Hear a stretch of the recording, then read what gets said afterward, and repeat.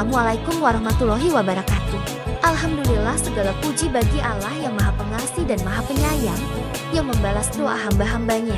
Dan sholawat serta salam mari kita junjung tinggi kepada baginda Nabi Muhammad SAW. Semoga kita tidak mati, kecuali mati dalam keadaan sudah bertobat.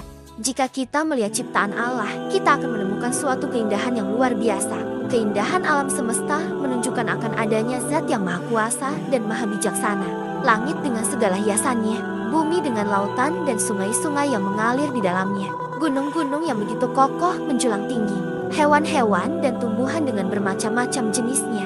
Semuanya diciptakan dengan begitu indah.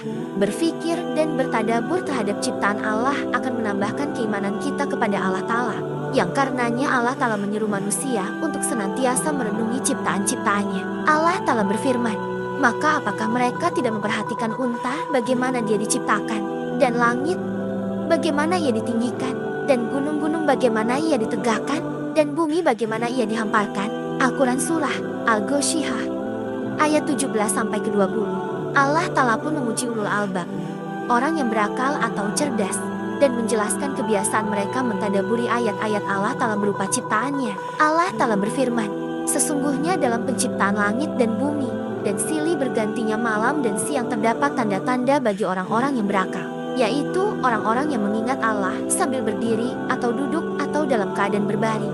Dan mereka memikirkan tentang penciptaan langit dan bumi, seraya berkata, ya Tuhan kami, tiadalah Engkau menciptakan ini dengan sia-sia, Maha Suci Engkau, maka peliharalah kami dari siksa neraka. Al-Quran Surah Al-Imran ayat 190-191. Allah pun membantah orang-orang musyrikin yang mengingkari hari kebangkitan.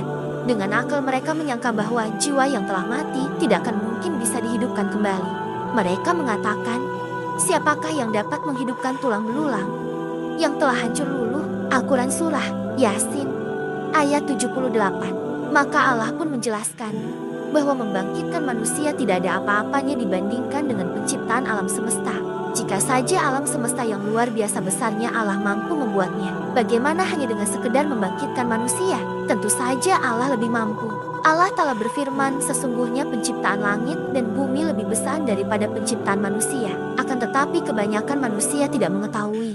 Al-Quran Surah Ghafir ayat 57. Dalam Al-Quran Allah Ta'ala menjelaskan proses penciptaan langit dan bumi dengan jelas dan rinci, yang kemudian dibuktikan kebenarannya dengan ilmu pengetahuan modern. Al-Quranlah satu-satunya sumber otentik yang bisa dipercaya.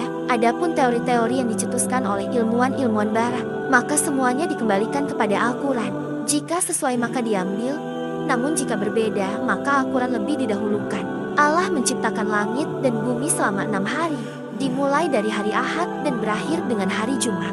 Dengan alasan inilah hari Jumat menjadi hari raya bagi umat Islam. Di hari itu Allah Ta'ala selesai menciptakan langit dan bumi. Allah Ta'ala berfirman, Allah lah yang menciptakan langit dan bumi dan apa yang ada di antara keduanya dalam 6 hari.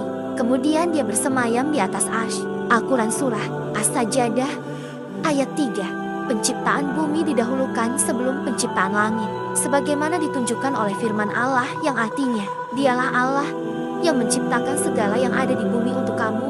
Kemudian dia naik ke atas dan menjadikan 7 langit, dan dia maha mengetahui segala sesuatu. Langit diciptakan dengan 7 lapisan, begitu juga dengan bumi. Meskipun kata bumi selalu disebutkan dalam bentuk tunggal dalam Al-Quran, tidak sebagaimana langit yang seringkali disebutkan dalam lafaz jamak. Namun ada sebuah ayat yang menunjukkan bahwa bumi pun 7 lapis sebagaimana langit. Allah Ta'ala berfirman, Allah lah yang menciptakan 7 langit dan seperti itu pula bumi. Perintah Allah berlaku padanya, agar kamu mengetahui bahwasanya Allah Maha Kuasa atas segala sesuatu, dan sesungguhnya Allah ilmunya benar-benar meliputi segala sesuatu. Kemudian Allah memisahkan antara langit dan bumi, sehingga angin pun bertiup, hujan pun turun, tumbuhlah berbagai macam tumbuhan, gunung-gunung diletakkan di tempatnya.